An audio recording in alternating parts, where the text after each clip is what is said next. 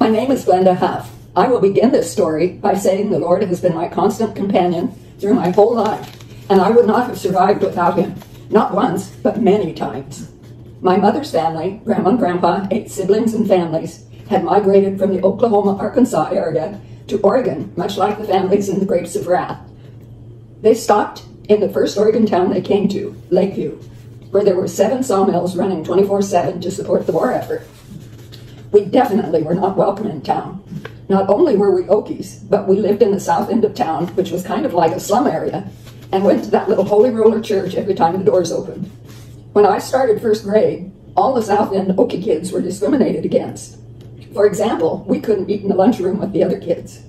This experience taught me that we are all God's children, the same in his eyes, no matter what color we are or where we came from. He loves us all equally, and we are to do the same. In my senior year, I married Warren Huff as a ticket out of town, not realizing that I had landed a first-class ticket. I finished high school, graduating as the salutatorian of my class in June. We had bought an old house which we rehabbed and sold in order to get enough money to go to Alaska and make a down payment on a commercial fishing boat. Now, my idea of fishing was a willow pole and a worm in a high desert creek. Man, did I have a lot to learn. On July 4th, 1958, we arrived in Sitka. There were absolutely no houses to rent, so we spent our first week in the hotel, and it cost $100 for the whole week. The day after our arrival, we went to the employment service to check out jobs. They didn't let either one of us go home, but immediately sent us out on jobs. I went to Alaska Lumber and Pulp. They immediately hired me as a teletype operator. I told them, I've never even seen a teletype. I don't know how to run one. Just don't worry about it, we'll teach you. And they did. And within a couple of weeks, I could not only operate the teletype, but I could read the coded tape that it produced. I also could take verbatim shorthand, and was soon doing all the correspondence for the whole place. After hours, I took verbatim depositions for the magistrate's court, which had to be sent to Juneau, since Sitka had no court system. There were very few cars at Sitka at the time, and the mill provided a van we called the Crummy to transport us all to work. We stopped along the way to pick up other riders. 3 of these stops were nightclubs, which operated 24/7. Several of the office crew got off at the clubs, spent the night, caught the Crummy back to work the next morning. You can just imagine their condition. It wasn't unknown for someone to upchuck down your back from the seat behind or on your feet if sitting alongside. It was a mess. You would think these folks would have been fired, but you need to remember there was not a soul to hire to replace them, so anything they did was a plus. It was usually 2 or 3 days before they went home. The best jobs in the area were for the U.S. Public Health Service, which had an Alaska Native school and hospital on Mount Edgecumbe, a small island across a narrow channel from Sitka. These jobs often included housing. Warren soon got a job there, but his didn't include a house. I got vomited on one time too many, quit the pulp mill, and got a job at the Public Health Service, and mine did include a house. What a relief to move off the boat and have a real shower. It was wonderful. We worked there until 1960, when we bought a half share in a crab cannery located 5 hours north of Sitka and processed our own crabs. Getting the meat out of a crab shell is called shaking the crab. Man, can I make that meat fly. We processed 500 crabs a day, several days a week, and also went out through the Narrows a couple days a week fishing pots for crabs. The cannery was located in Schultz Cove, just around the corner from Sturgis Narrows, which was a narrow slot in the main steamship channel. One day we got a radio call from a tugboat that was stranded with engine trouble inside a little cove, just inside the mouth of the Narrows. He was towing 2 large log rafts. The current from the Narrows was increasing toward its 7-knot maximum, and he didn't think his anchor gear could hold. If it broke, he would lose both his tug and both log rafts, which would break up in the Narrows, becoming a real threat to all the other shipping that went through. The skipper had called another tug from Sitka, but it would take 5 hours for him to arrive. He was advised to hang on to the log rafts as long as possible, but to release them if it became necessary to save himself. We hurried over to the site. There was no way our little boat could save the rafts, but we could save the tug when the anchor gear parted. So Warren and the skipper went to the engine room working on the engine and left me on anchor watch. The current was beginning to really run, causing the tug to surge and swing. The anchor gear was a 2-inch stranded cable spooled off a huge steel drum. The cable was making these horrible groaning, tearing noises as the boat surged against the tide. The cable was a stranded construction, and individual strands were beginning to snap, making horrible screeching noises as they broke. I was scared to death, so I'm praying, Lord, you see we really need your help here. Please let this gear hold until the rescue tug gets here. And the cable groaning and singing continued, but the gear was holding. As the tide increased, so did the terrible popping noises. I can see that about half of the cable diameter is gone. Warren and the skipper come out of the engine room saying the engine is toast and they can't fix it. The groaning is getting louder by the minute, and so are my prayers. We hear a faraway whistle. It's the rescue tug coming around the corner.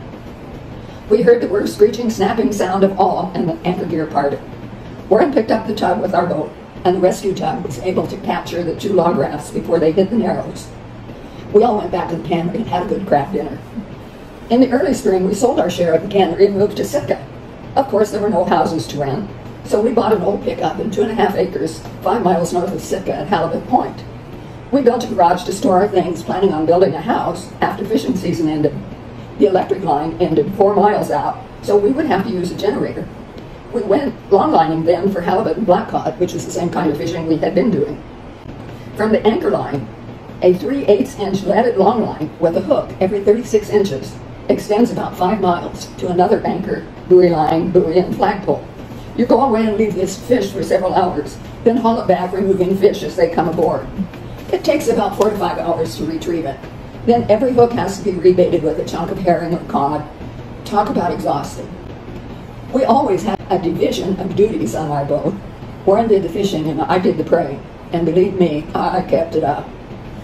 One day we were fishing several miles offshore when the weather blew up, so we picked up the gear and moved inshore. We even hauled a string of gear and shut down for a meal. After eating, Warren went to start the engine. Electric throttles had just become available and they were not reliable, but we had installed one. When Warren started the engine, it revved up to full speed because the throttle had cracked wide open. Warren reached across the engine to slow it down when a belt-driven generator exploded from the high revolutions and shot out its fan inserts, which were about 2-inch by 2-inch chunks of metal. A couple of them hit Warren's arm, basically amputating it at the elbow. The chunks hit at the elbow, gouging out the bone and most of the muscle to his fingers. I put a tourniquet on it and wrapped it up, got him upstairs and into the bunk and headed for town. I put out a radio call for help, but we were in a kind of a dead radio area, so we didn't know if anyone heard it or not. I went to a nearby landing where the loggers met the boat that hauled them out to their job site. There are about 10 or 12 vehicles parked there. So I tied up the boat and went walking up the float, praying all the way, "Lord, I really need your help here. Please help me find a rig with a key."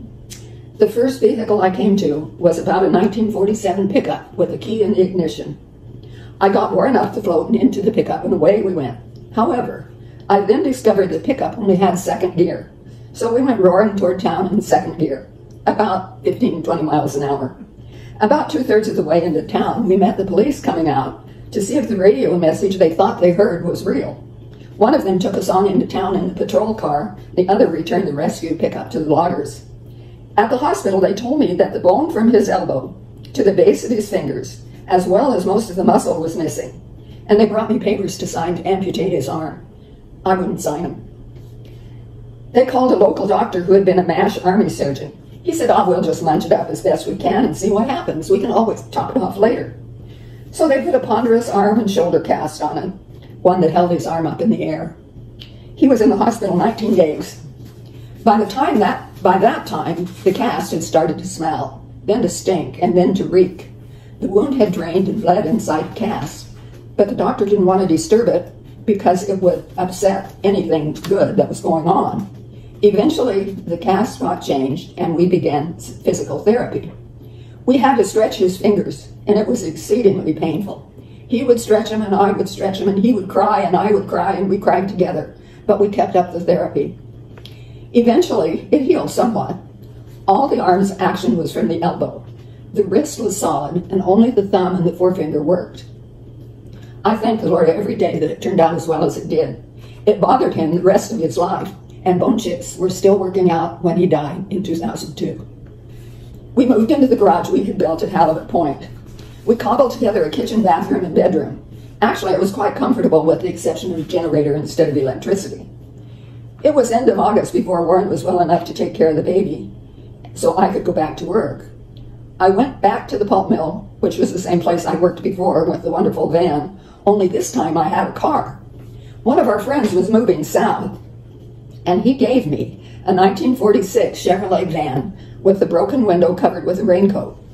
He gave me a very precise formula to operate the car, and it worked flawlessly every time.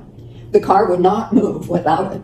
It would always start, no matter how cold or rainy it was, but when you engaged the clutch and put it in gear, it would not roll. It just sat there with the engine running and the clutch engaged. So here's the formula.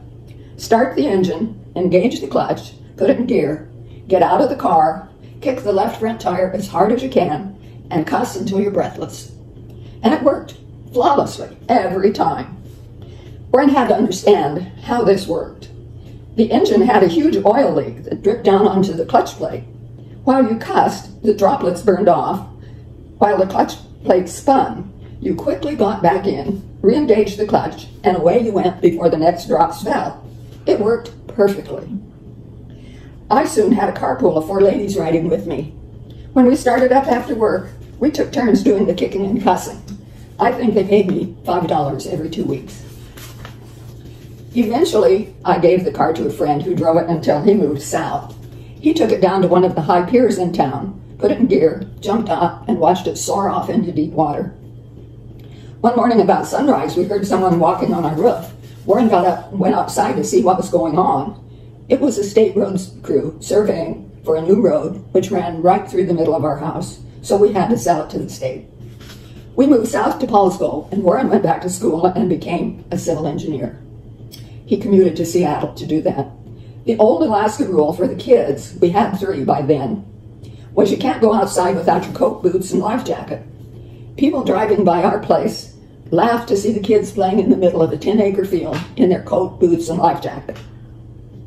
We moved to Gig Harbor, and Warren became the planning engineer in the Pierce County Road Department. He worked there until he couldn't stand the politics anymore, and we went back to fishing. We would take the kids out of school a couple weeks early and leave for Alaska. We long-lined from Cape Amity to Cape St. Elias and Montague in the mid-Gulf. We would come home to put the kids back in school on time.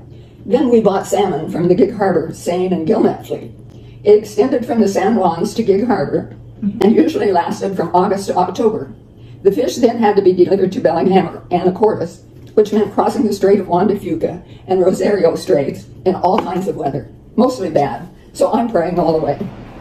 In the 1990s, the federal government and the state of Alaska decided to limit the fisheries and instituted a plan called limited entry. That meant that only a strictly controlled number of licenses would be awarded. We did not receive 1 pound of quota. We had 30 years experience, the boat, all the gear, and couldn't fish, couldn't land a pound. So we had to buy a permit, which was very expensive. It's a very small quota in a very restricted area and time to land it. I still go every fall, leasing my permit to another fisherman, but I have to be on the boat, and this may be the end of my fishing experience. The last year Warren and I fished, we were on our way home and came inshore through icy straits.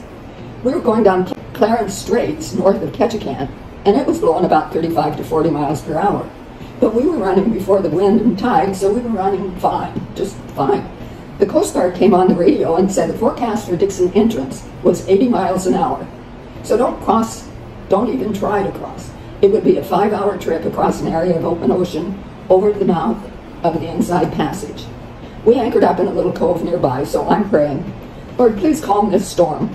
You know, I can't stand to be cooped up with this man on this little boat when he has his running shoes on and is headed for home and his chair. In the wee hours of the morning, I woke up and saw the little gillnetters going out to go fishing. We got up and crossed Dixon on a smooth ocean with no wind. We continued on down the Inside Passage, and before long we're bucking into nasty seas. So I prayed again, Lord, I need your help here. The tide changed and the water was quiet. We came on down to Queen Charlotte Sound, which is another area of open ocean, and same story, Lord, I need your help. It was the same in Georgia Strait. Finally, we arrived at the Strait of Juan de Fuca, and the seas were atrocious. Warren turned to me and said, Glenda, if you're going to pray for weather, please make it all the way home. We always took a vacation when we got home, and then I would find a job. I worked for Weyerhaeuser 10 years with summers off to go fishing. I then worked for a temporary agency that sent me all over from Olympia to Seattle. Law firms, insurance offices, you name it. I also became an executive administrative assistant for the Speaker of the House for 3 years. That was really fun. When most men have a backyard project, they build a trellis or an arbor. My husband built a 60 by 22 foot steel boat. It took the better part of 2 years to complete. People would stop and ask how we were going to get that thing to the water. So the kids put a big sign on the side that said, "Pray for rain." My job in the project was keeping track of the money, cleaning up the mess at the end of the day's operation, and being the gopher. When it was finished, Warren just built a cradle around the boat and hired a house mover. The house mover moved it 7 miles down Crescent Valley Road to the east side of Gig Harbor and put it on the beach. When it floated, we towed it to a net shed on the west side of the harbor where we finished it. We sold it in 1990. In 2000, Warren developed non-small cell lung cancer. Our son Nick moved home to help me care for him. Warren was never comatose, and he was able to walk. After coming home from work, Nick played his guitar and they sung. They wrote silly songs and sung songs we remembered from our childhood. We played goofy games, played jokes on one another, and wrote crazy limericks. He had chemo at TG, where his nurse was a German lady with a terrific accent. He called her Gestapo because she tortured him by hooking up to this weird machine and pumping him full of odd juice. I kept the prayer waves hot, and I know my prayers were answered when we were able to find joy in a horrible situation. I retired the day that Warren died, not by choice, but I couldn't do our business without him. I felt like my mind was frozen, so I went back to school for a year. My life now is so different I don't recognize myself. Good, but oh, so different. And the Lord is still my constant companion.